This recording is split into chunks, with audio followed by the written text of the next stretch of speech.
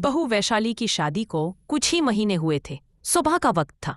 कमला जी साड़ी की अलमारी के सामने खड़ी झल्ला रही थी। हे भगवान, मैं ऐसी बहू का क्या करूं? 3 दिन से साड़ियां बिखरी पड़ी हैं, पर इसे संभालने की फुर्सत नहीं। सिर्फ रसोई बना लेने से बहू के फर्ज पूरे नहीं होते। वैशाली ने कुछ नहीं कहा, चुपचाप अलमारी सहेजने लगी, मगर जल्दी में गैस कम करना भूल गई। दूध उबलकर जमीन पर गिर गया। कमला जी ने देखा तो और भड़क गई। कितनी बार कहा है, काम समझदारी से करो, ना गैस की कद्र ना दूध की। उनके शब्द तीर बनकर वैशाली के दिल में उतर गए। आंखों में आंसू आ गए, पर उसने कुछ नहीं कहा। सब काम निपटाकर वो अपने कमरे में गई और मम्मी को फोन करके बोली, माँ, आपने सही कहा था, छोटी छोटी बातों को खुद संभालना पड़ता है। शाम हुई। ससुर जी चिल्लाए, अरे कोई चाय पिला दो। सबके हाथों में मेहंदी लगी है क्या? वैशाली ने झुंझलाकर जवाब दिया, आ रही हूँ पापा जी, चाय तो गैस पर रख दी है, अभी उबलेगी तो आएगी ना। अब क्या मैं खुद चूल्हे पर चढ़ जाऊं? सास ससुर दोनों चौंक गए। सदा चुप रहने वाली वैशाली आज इस तरह कैसे बोल रही थी? कमला जी बोली, वैशाली, ये क्या तरीका है बात करने का? थोड़ी शर्म संकोच नहीं है? तो वैशाली भी फट पड़ी, बस मम्मी जी, मुझे ज्ञान मत दीजिए। मैं कोई कठपुतली नहीं हूं। मेरा भी आत्मसम्मान है।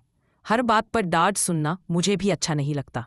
मनु दफ्तर से आया। घर में सन्नाटा था। खाना खाते वक्त बोला, ये कैसी दाल है, नमक ही नहीं है। वैशाली ने कहा, तो ऊपर से ले लो। बिना बात चिल्लाने की क्या जरूरत है? थकते आप हो, पर दिन भर घर का काम कौन करता है? आपकी मम्मी तो एक गिलास पानी भी नहीं उठाती। मनु चिल्लाया, तुम्हें तमीज नहीं है? वैशाली मुस्कुराकर बोली, अब मैंने भी आप सबसे ही सीखा है चिल्लाना। यहां कोई प्यार से बात नहीं करता, सब एक दूसरे पर चिल्लाते हैं। पापा मम्मी पर, मम्मी पापा पर, आप मुझ पर। तो अब मैं भी वैसी बन गई हूं। पहले सोचती थी संस्कारी रहना ही सबसे बड़ी बात है, लेकिन अब समझ आई, आत्मसम्मान भी जरूरी होता है। आप लोग एक दिन में आहत हो गए, मैं तो महीनों से सहन कर रही थी। कमरा खामोश हो गया। सबकी आंखें नम थी। कमला जी बोली, बेटा तू सही कह रही है, हम सबने तेरे साथ अच्छा व्यवहार नहीं किया। ससुर जी बोले, अब से इस घर में कोई इसी पर नहीं चिल्लाएगा। मनु ने वैशाली का हाथ पकड़कर कहा, सॉरी वैशाली, आज तूने हमें आईना दिखाया है।